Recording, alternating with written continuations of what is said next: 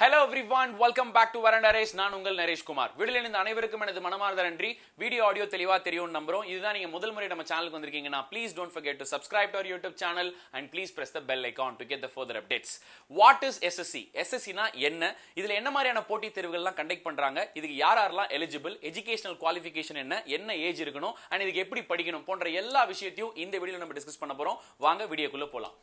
முதல்ல SSC னா staff selection commission அப்படின்ற இந்த பாடி தான் மத்திய அரசு வேலை வாய்ப்புக்கான போட்டி தேர்வுகளை கண்டக்ட் பண்றாங்க. SSC CGL, SSC CHSL, SSC MTS இந்த மூன்று தேர்வுகள்ல தான் அதிகப்படியான வேகன்சிஸ் நமக்கு வெளியிடுறாங்க. சோ இது எல்லா எக்ஸாம்ஸ் பத்தியும் டீடைல்டா நம்ம முதல்ல பார்க்கலாம். So first SSC CGL இந்த எக்ஸாமுக்கு நீங்க அப்ளை பண்ணனும்னா எனி டிகிரி தான் உங்களுடைய qualification. CGL combined graduate level பேர்லயே இருக்கு இல்லையா, ஒரு கிராஜுவேட் ஆல மட்டும் தான் இந்த எக்ஸாம்ஸ் எழுத முடியும். இதனுடைய வயது வரம்பு 18 ல இருந்து 30 வயது வரைக்கும். இதுல சில எக்ஸாம்ஸ்க்கு 27 தான் வந்து மேக்ஸிமம் லிமிட்டா கொடுக்குறாங்க. இதுல கன்செஷன்ஸும் கேட்டகரி வைஸ் வந்து ப்ரொவைட் பண்றாங்க. சோ இப்போ இந்த CGL எக்ஸாம் எழுதுனா என்ன மாதிரியான வேலை வாய்ப்புகளுக்கு போகலாம் அப்படின்னு சொல்லி பார்க்கும்போது ஆபீசர் கேட்டகரி, இப்போ இன்கம் டாக்ஸ் ஆபீசர், CBI ல வந்து இன்ஸ்பெக்டர் ஆஃப் CBI, நார்காட்டிக்ஸ் இந்த மாதிரியான டிபார்ட்மெண்ட்ஸ்ல ஆபீசர் கேடருக்கு வேலைக்கு போகணும்னா நீங்க SSC CGL தேர்வு தான் எழுதணும். அதற்கு அடுத்தபடியா SSC CHSL combined higher secondary level. So இதுக்கு 12th தான் குவாலிஃபிகேஷன், 12வது படிச்சிருந்தாலே போதுமானது.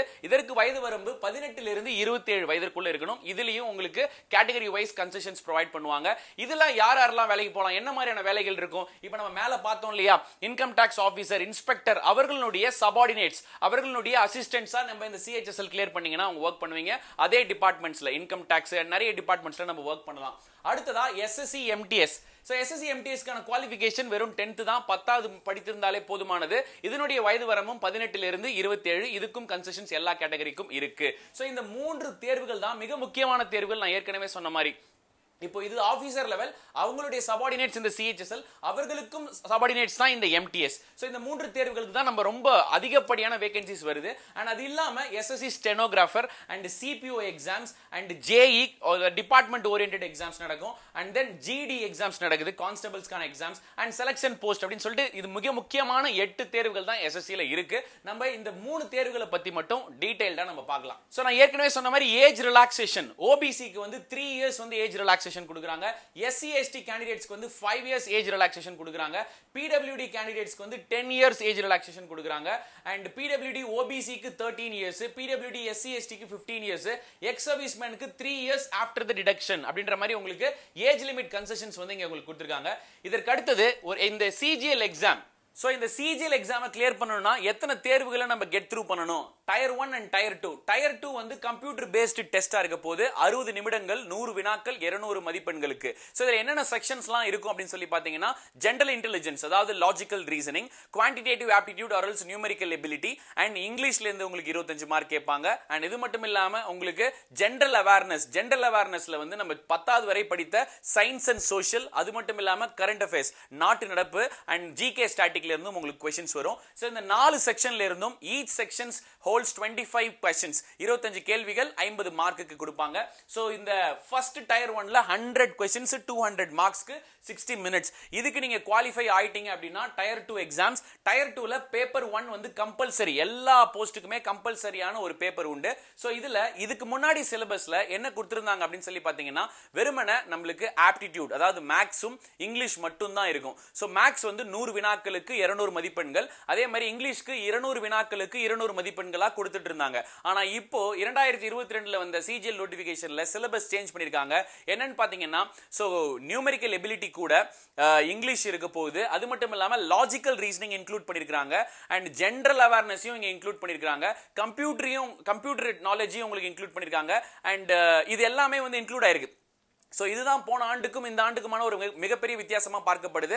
ரீசனிங்கையும் ஜெனரல் அவேர்னஸையும் டயர் 2ல அவங்க என்ன பண்ணிருக்காங்க, இன்க்ளூட் பண்ணிருக்காங்க. இந்த paper 2 and paper 3 are optional. So statistical background இருந்துச்சுன்னா நீங்க இந்த ஜூனியர் ஸ்டாட்டிஸ்டிக்கல் ஆபீசர் அண்ட் இந்த பேப்பர் 3யும் வந்து நீங்க எழுதலாம். சோ இல்லனா நீங்க பேப்பர் 1 மட்டும் எழுதினாலே போதும். அதற்கு கீழே நிறைய போஸ்டிங்ஸ் உங்களுக்கு இருக்கு. சோ டோட்டலா டயர் 2 வந்து 2 hours and 30 minutes of exams உங்களுக்கு நடக்கும். அண்ட் சிஜிஎல் தொடர்ந்து அடுத்ததா சிஹெச்எஸ்எல் டயர் 1 வந்து அப்ஜெக்டிவ் டைப். இதெல்லாமே கம்ப்யூட்டர் பேஸ்டு டெஸ்ட் தான். இங்கேயும் அதே தான். சிஜிஎலுக்கு நம்ம என்ன பேட்டர்ன் பார்த்தோமோ அதே பேட்டர்ன் தான் சிஹெச்எஸ்எல்லையும் ஃபாலோ பண்றாங்க. அதே 4 section: general intelligence, quantitative aptitude, English and general awareness. ஒரு செக்ஷன்ல இருந்தும் 25 கொஸ்டின்ஸ், ஒரு கொஸ்டினுக்கு 2 mark, 100 question 200 mark, 60 minutes. So இதை நீங்க கிளியர் பண்ணிட்டீங்க அப்படின்னா நம்மளுடைய டயர் 2ல வந்து பார்க்கும்பொழுது இதுக்கு முன்னாடி டிஸ்கிரிப்டிவ் இருந்தது. இப்போ அந்த டிஸ்கிரிப்டிவ் இல்ல, அதற்கு பதிலாக 2 மணி நேரம் 15 நிமிஷத்துக்கான ஒரு டெஸ்ட் கொடுத்திருக்காங்க. அதுல என்னென்னலாம் இருக்க போகுது அப்படின்னு பாத்தீங்கன்னா அதே மேத்தமெட்டிக்கல் எபிலிட்டி இருக்க போகுது, ரீசனிங் இருக்க போகுது, இங்கிலீஷ் இருக்க போகுது, and then computer knowledge module test உங்களுக்கு இருக்க போகுது, இந்த skill test and typing test.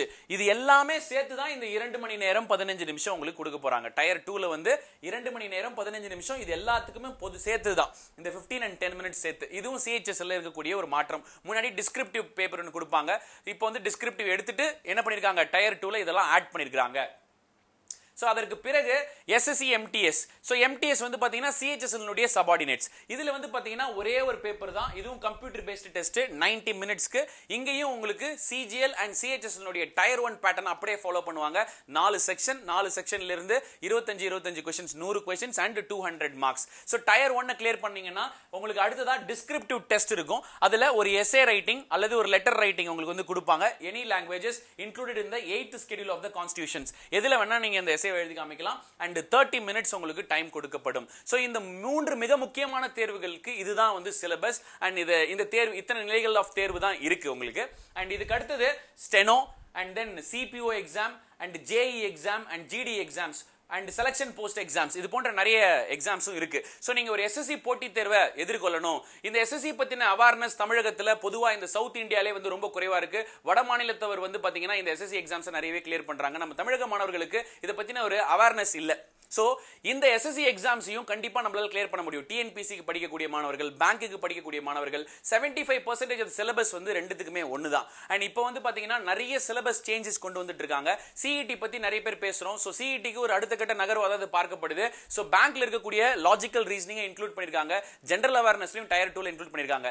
SSC பத்தின ஒரு அவேர்னஸ் வீடியோ இப்ப தேவையா அப்படின்னு கேட்டது என்னதுக்காக காரணம் அப்படின்னு பாத்தீங்கன்னா நிறைய மாற்றங்கள் கொண்டு வந்திருக்காங்க. அதெல்லாம் மக்களுக்கு தெரியணும். புதுசா படிக்க வரக்கூடிய மாணவர்கள் இதுல என்னென்ன எக்ஸாம்லாம் இருக்குது, இதுக்கு எப்படிலாம் தயார்படுத்தணும், நமக்கு என்ன குவாலிஃபிகேஷன் வேணும், என்னென்னலாம் படிக்கணும் அப்படின்னு ஒரு ஐடியா கிடைச்சாதான் என்ன பண்ண முடியும், படிக்கவே முடியும் இல்லையா? சோ அதனால தான் இந்த வீடியோ நம்ம மேக் பண்ணிருக்கோம். இந்த வீடியோ உங்களுக்கு கண்டிப்பா பயனுள்ளதா இருக்கும்னு நம்புறோம். இதே மாதிரி அடுத்தடுத்த வீடியோக்கள்ல வேற என்னென்ன கண்டென்ட் உங்களுக்கு தேவைப்பட்டாலும் அதை கமெண்ட் பாக்ஸ்ல சொல்லுங்க. அதை நம்ம கண்டிப்பா கொடுக்கிறதுக்கு ரெடியா இருக்கும். சோ இதே மாதிரி ஒரு நல்ல வீடியோல உங்களை சந்திக்கும் வரை உங்களிடமிருந்து விடைபெறுவது உங்கள் Nareshkumar. Tata bye, take care and love you all. Thank you.